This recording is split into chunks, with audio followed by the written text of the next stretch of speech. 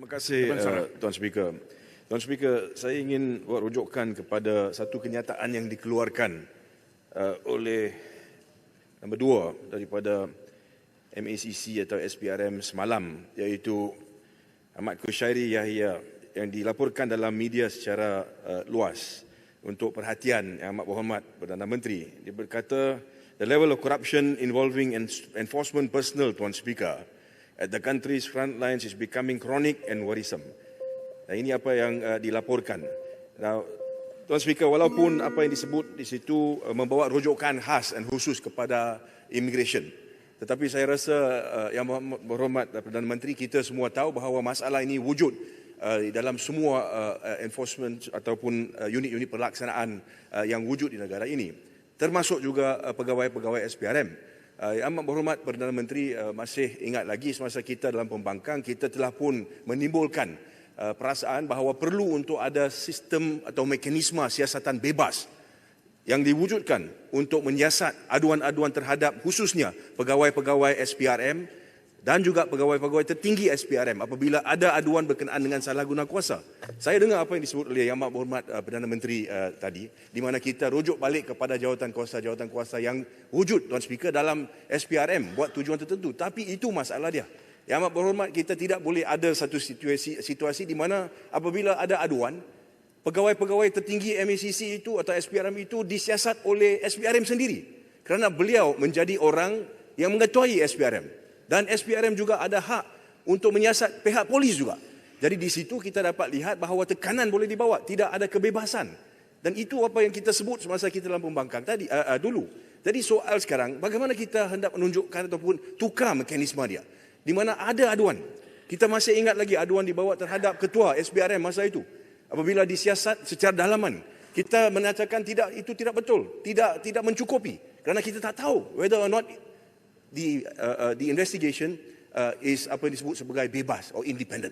Jadi soalan saya kepada Yang Amat Berhormat Perdana Menteri pagi ini, maju ke depan, apakah langkah-langkah yang akan diambil oleh kerajaan untuk pastikan bahawa sekiranya ada aduan, khususnya berkenaan dengan pegawai-pegawai SPRM yang tertinggi, yang memang banyak wujud dia, bagaimana kita akan pastikan bahawa siasatan itu dijalankan oleh pihak bebas dan juga Parlimen ada kuasa untuk kita tanya, inquire, siasat balik tanya, membuat pertanyaan berkenaan dengan apa yang disebut sebagai siasatan-siasatan selepas siasatan-siasatan itu telah pun dilengkapkan. Yang Amat Berhormat, sekiranya saya dapat jawapan. Terima kasih, Tuan Speaker. Terima kasih.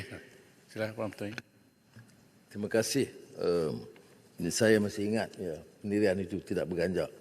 Sebab itu bila dia ada kaitan, bukan saja SPRM, polis, immigration, custom, badan-badan penguatkuasaan. Ya. Bila ada dakwaan atau apa-apa tuduhan, maka badan yang ditubuh adalah badan dalaman untuk siasat. Dan ini dipertikai. Sebab itu untuk polis dicadangkan APCMC. Tetapi itu dipersoalkan kerana mengapa dituju hanya kepada polis. Jadi sekarang saya telah minta Peguam Negara kaji semula cadangan awal supaya ada mekanisme untuk semua badan penguatkuasaan.